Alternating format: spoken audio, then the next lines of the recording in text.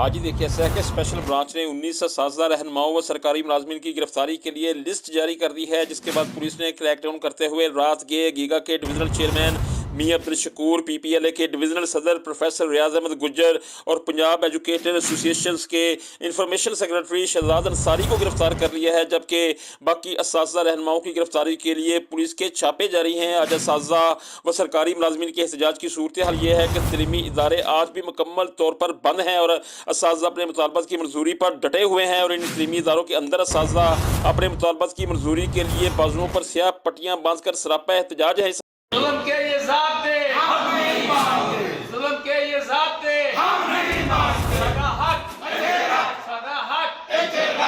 ज़िली सदर Punjab teachers union vice chairman हकीका मोहम्मद शाहज़ाब अवान का कहना है कि हुकूमत जितनी मर्जी गिरफ्तारियां कर ले, अपने जायज़ मुतालबत से एक कदम भी पीछे नहीं हटेंगे। असातिज़ा के नाम इनका अपने पैगाम में कहना था कि असातिज़ा बिला खौफो खतर अपने मौक़िफ़ पर डटे रहें। हुकूमती ओछे हथकंडे किसी सूरत भी असातिज़ा व सरकारी मुलाजमीन को अपने जायज़ हकूक़ से पीछे नहीं हटा सकते। जी।